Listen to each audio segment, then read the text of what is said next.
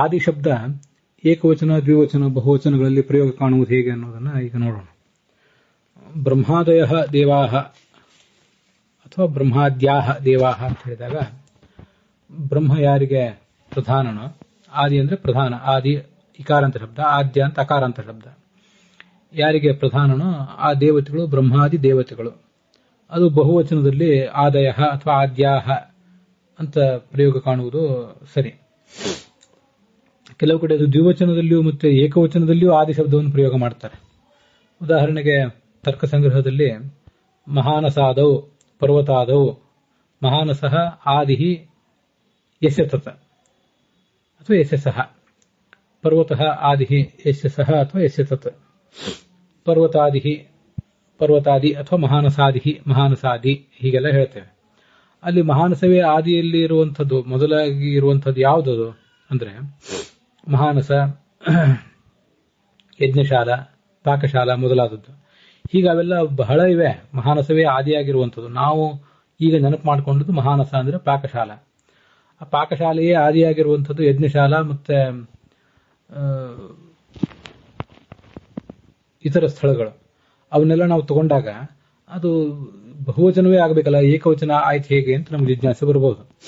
ಮಹಾನಸಃ ಆದಿ ಯಶ ಸಮೂಹಸ್ಯ, ಯಾವ ಸಮೂಹಕ್ಕೆ ಅಗ್ನಿಯನ್ನ ಧೂಮವನ್ನು ಒಳಗೊಂಡಂಥ ಯಾವ ಸಮೂಹಕ್ಕೆ ಮಹಾನಸವೇ, ನಾವೀಗ ನೆನಪಿಸಿಕೊಂಡಿರುವ ಮಹಾನಸವೇ ಆದಿಯಾಗಿದೆಯೋ ಅಂತ ಹೀಗರ್ಥ.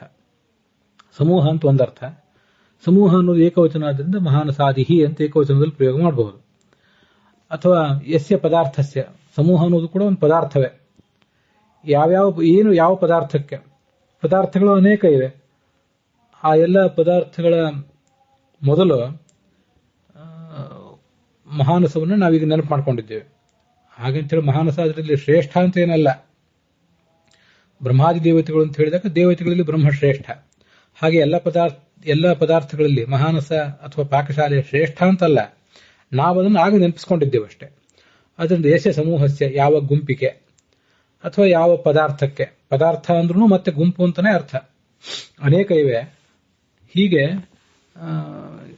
ಪದಾರ್ಥ ಅಥವಾ ಸಮೂಹ ಇತ್ಯಾದಿಗಳನ್ನ ದೃಷ್ಟಿಯಲ್ಲಿ ಇಟ್ಕೊಂಡು ಮಹಾನಸಾದಿಹಿ ಅಂತ, ಪರ್ವತಾದಿಹಿ ಅಂತ ಪ್ರಯೋಗ ಮಾಡಿರ್ತಾರೆ. ಇನ್ನು ದ್ವಿವಚನ ಪ್ರಯೋಗ ಮಾಡಿದಾಗಲೂ ಕೂಡ ಅಲ್ಲಿ ದ್ವಿವಚನಕ್ಕೆ ಬಹಳ ಅಂತ ಅರ್ಥ ಇಲ್ಲ. ಏಕವಚನಕ್ಕಾದ್ರೆ ಪ್ರಸಂಗಾನುಸಾರವಾಗಿ ಬಹಳ ಅಂತ ಅರ್ಥ ಬರಬಹುದು. ಬಹುವಚನಕ್ಕಂತೂ ಬಹಳ ಅಂತ ಅರ್ಥ ಬಂದೇ ಬರ್ತದೆ. ದ್ವಿವಚನಕ್ಕೆ ನಿರ್ದಿಷ್ಟವಾಗಿ ಎರಡು ಅಂತಾನೇ ಅರ್ಥ ಆಗಬೇಕು. ಅದು ಬಿಟ್ಟು ಬಹಳ ಅಂತ ಅರ್ಥ ಆಗಲಿ, ಒಂದು ಅಂತ ಅರ್ಥ ಆಗಲಿ ಬರುವುದು ಸಾಧ್ಯವೇ ಇಲ್ಲ. ಆದ್ರಿಂದ ಅಲ್ಲಿ